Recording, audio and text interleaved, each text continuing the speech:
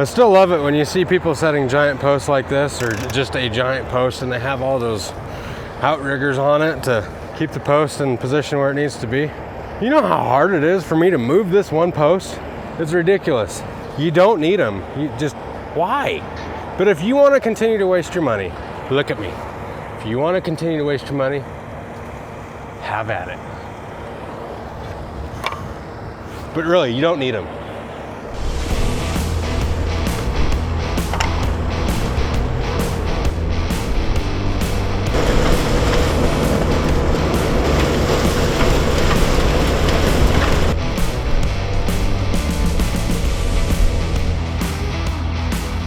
Hey guys, welcome back to the channel. I know it's been a minute, right? Just been extremely busy.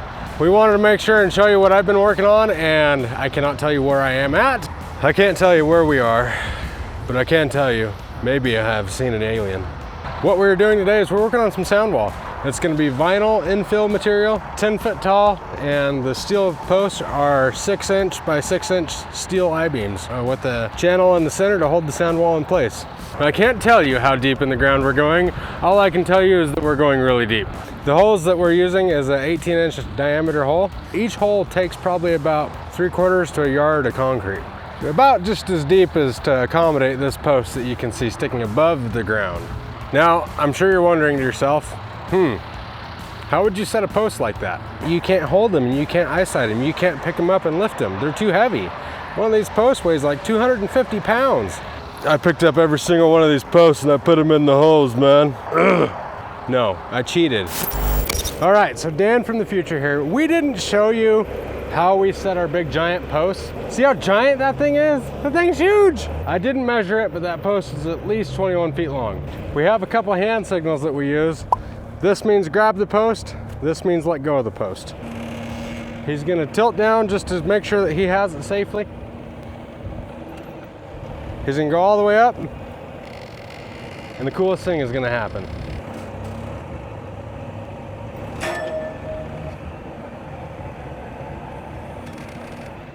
This is our attachment of choice by far, on top of any other attachment that we use to set all of our big giant posts. The Easy Spotter can handle up to a 32-foot pole.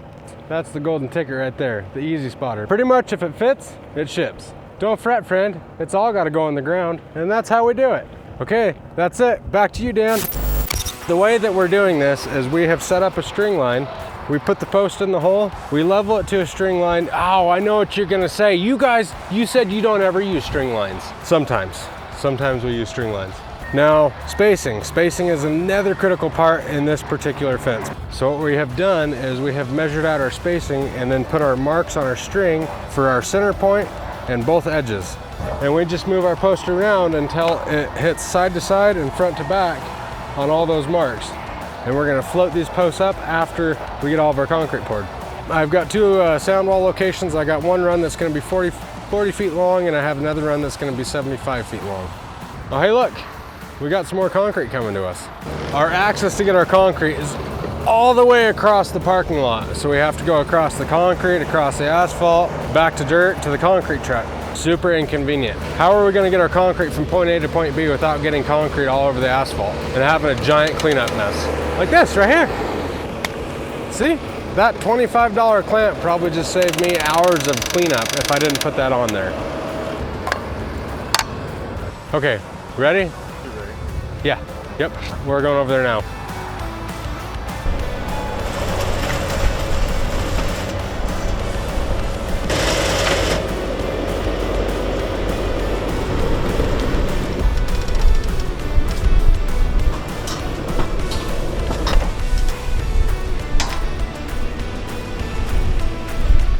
Every time I set one post, I don't just go automatically to my lines, and especially on this because I'm coming up an uphill grade, so it's not truly flat. So trying to make sure everything's square, I might have grown a little bit or shrunk a little bit based on however I laid out my measurements. So I just want to double check everything, fine tune everything.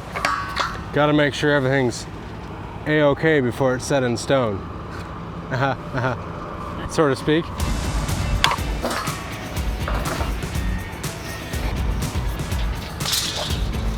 What I gotta do for 1/8 of an inch.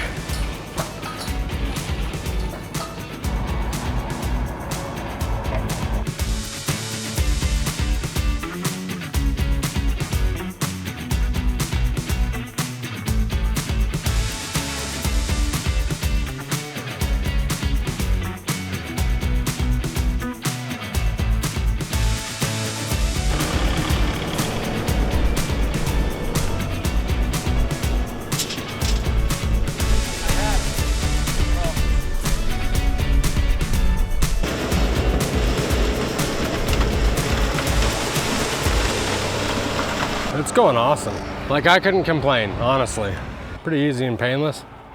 When we set the elevation of the post, we are going to bear hug them with our bare hands and try to lift up as much as possible. We're gonna do the exact opposite.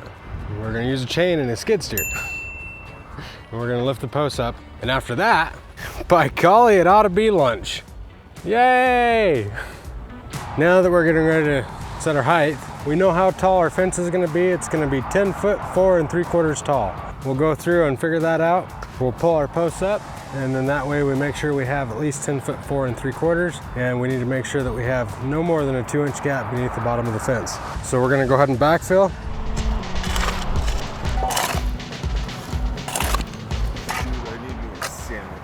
A sandwich? Sandwich. Fat kid hungry, man. You could go make yourself a sandwich. I got this. All right. I got it for like 5 minutes.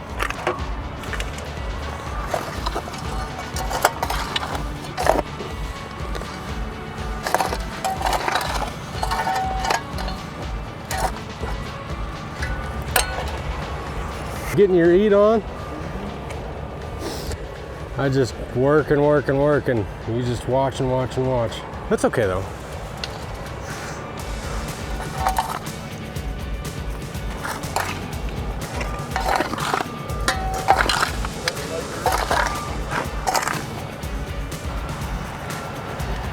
So this one is the very first one that we set.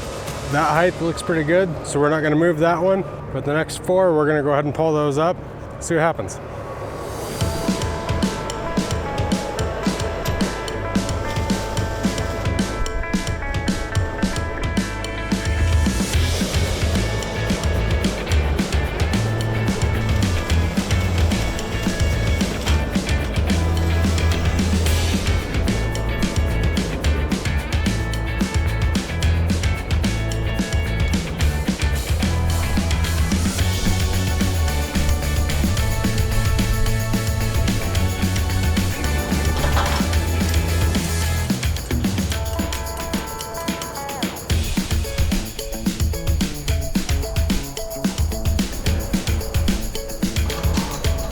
All right, so what we have here is we went ahead and set all of our posts. The very last section, that one's gonna be stair stepped.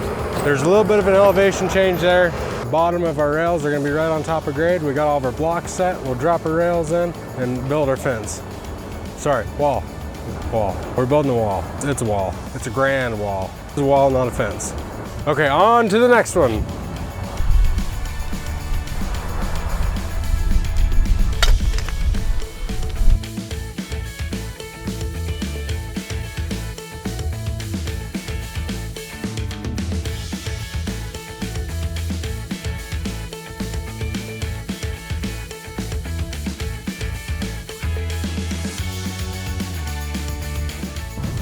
So this is what our wall of sound is going to consist of. It's going to consist of a whole bunch of these stacked on top of each other. As you can hear, it has to be plenty rigid because of that noise that you're hearing in the microphone. Like, yeah, that's wind. So it's a tongue and groove system. The bottom locks into the next one, and the next one locks into the next one. It's like building with Legos. They all lock in together. So the very bottom one gets a stiffener. What we have here is it's hollow. This is about 1/4 inch thick, and there's a stiffener that's going to go in here. That stiffener is going to help support that bottom one for the weight of all the other ones that are going to sit on top of it.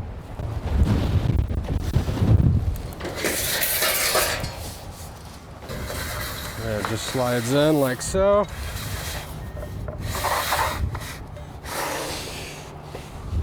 Just like that. It sits like this, and because of the shape of this, it gives it rigidity to support everything that's built on top of it. Just kind of like me, you know, I'm pretty strong, and everything that's built on top of me, just kidding. Here we go. We're gonna go put this bad boy in. We're gonna show you how it's done. Oh, it's very heavy. Just like that. That is a job well done. Actually, not quite. There we go. What's holding that in? Come over here, we'll check it out. This right down here is the top of our concrete pylon that goes in the ground. So this is sitting on top of our concrete. to have a tab welded in for us on the other side.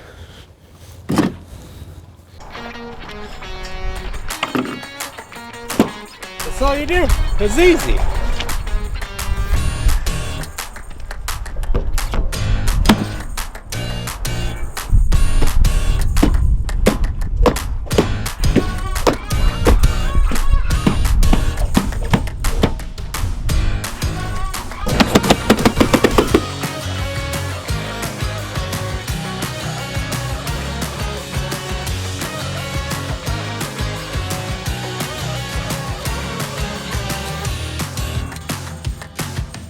Obviously, I'm sure you're wondering by now, what about the wind? What if there's a wind uplift? Aha!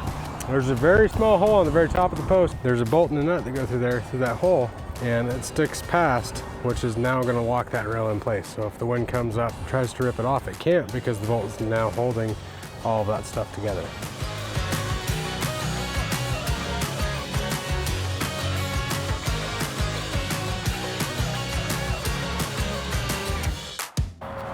All right, so we got both walls complete. This one had a little stair step in it.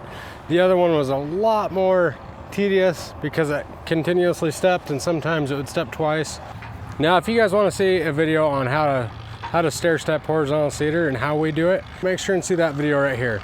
And if you guys want to see the video on our locator, the one that we used to find the power line from light pole to light pole, which we would have hit if we didn't bring it with us, make sure and see that video right here. It's Dan with SWI. We are Wyoming's tall fence company, and we hope you guys have a good dang day.